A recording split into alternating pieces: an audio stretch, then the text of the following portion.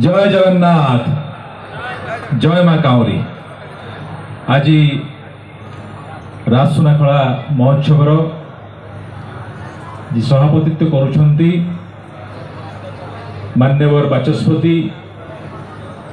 श्रीमती शर्मा पाड़ी महोदया। तांका विषय केवल ये कहबी जे आपण माने भाग्यवान। आजिका समय रे सबुठारु दुर्मूल्य होउछि कौन कहींपर सबुठारु दुर्मूल्य होउछंती भल मनीष।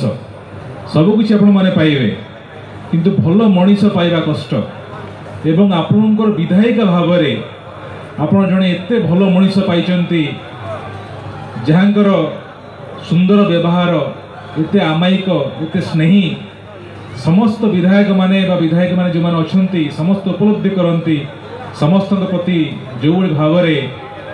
समभावापन्न होई जो स्नेह एवं जो आदर दियंती मुझे तो बेले भावे आपण माने बहुत भाग्यवान जे तांको आपण प्रतिनिधि भाव पाइचंती। तेणु सुरमा बाबा गोटे जोरदार करताली हवा दरकार। अछंती पाखरे आज मुख्य अतिथि मोर बड़ भाई समस्ते किए कहते बाहुबली किए कौन कहते किंतु मुझे जानी गोटे कथा बाहुर बल तो अलग कथा तांकर सबुठार बड़ हूँ मन मनर बल विराट हृदयर अधिकारी मान्यवर विधायक प्रशांत जगदेव मोर बड़ भाई मुख्य अतिथि सुनार हृदय तांकर अछंती मोर बड़ भाई मान्यवर विधायक दुष्मंत स्वाई महोदय मोर बंधु दुर्गा प्रसाद नायक मान्यवर विधायक प्रकाश सेठी महोदय जिला परिषद सभ्या महोदया जिला मोर समिति सभ्य महोदय मोर चित्त भाई एवं मो आगे बसी मीडिया बंधु समस्त गुरुजन मुरबी माँ माने भाई भौणी माने कुनी कुनी पिला माने समस्त को मोर शुभेच्छा और अभिनंदन जनाऊँगी। मु खूब कम समय रे जदिओ मु मुख्य वक्ता किंतु समय अतिक्रांत हेलानी आपण मानकर अन्यान्य कार्यक्रम अच्छी खूब कम समय मो वक्तव्य सारी तापर मु जानी भल भाव में आपण मैंने मो ठार किसी शुणा चाहती निश्चित भाव में मु गोटे दुईटी गीत हो गोटे दुईटी डायलॉग हो आपको शुणेबी। प्रथम कथा है जे जो महोत्सव हुए बा होउची विभिन्न जगह कौन पाई होउची ए मंच रे केवल कौन आम नाच गीत मनोरंजन करवा ये मो मतरे ना मो मतरे निश्चित भाव में आमर कला साहित्य संस्कृति परंपरा को उज्जीवित कर रखापी ये मंच उद्दिष्ट। आम आउ टे आगु देखुले बलांगीर आसुले आम भाई भौणी मैंने केते सुंदर नृत्य करुले आगु को अनेक कलाकार मैंने अच्छा मो मतरे ये मंच आमको मने पकई देवाई कौ महान परंपरार आम दायाद कौ संस्कृतिर आम दायाद ये राजसुनाखला हूँ माटी वीर माटी कला साहित्य संस्कृतिर माटी आम शुणुलु आउ टे आगु मु गोटे कथा कहबी आज सबकि आम पाखे अच्छी खाली आम ओडिया माने आत्मविश्वास दरकार आम भितर आत्मविश्वास किभली भाव में आसीबो जदि आमे आम निजर परिचय को आम निजर शक्ति को आम जापर जमती दिने हनुमान भूली जे से केते शक्तिर अधिकारी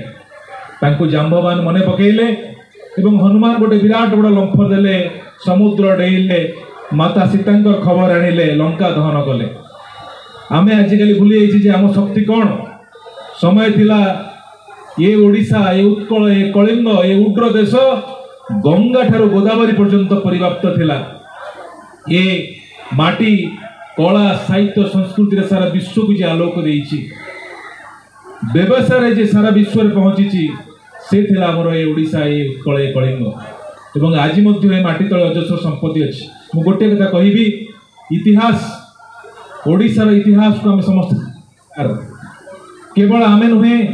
आमर उत्तरदायिता मानक जनवा दरकार। गोटे कथा कह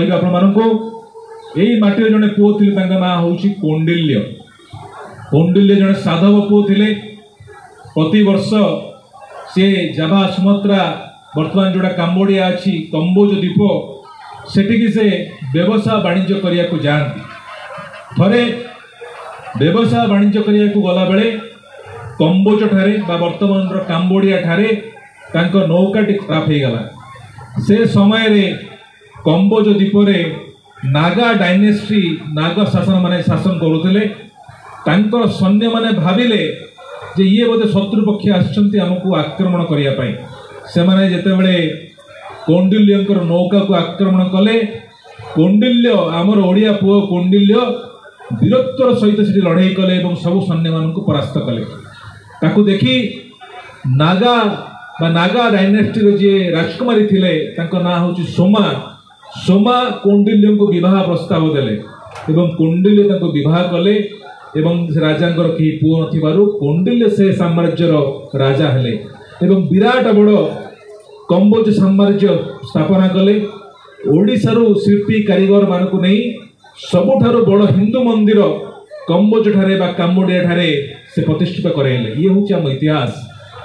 आमर ओडिया पुओ जड़े जाई काम्बोडिया ठारे बा कंबोज ठारे एते बड़ साम्राज्य स्थापन कले तेणु आम ये गोटे क्षुद्र अंश मात्र आम इतिहास आज आम ओडिया अस्मिता कथा कौचे प्रकृत पक्षे आम समस्त को आमर गौरवमय इतिहास को मन पकड़ा पड़ो एवं आमर जो पिला माने अछंती आम उत्तरदायिता माने अछंती उत्तर पुरुष माने अछंती तांको से गौरवमय इतिहास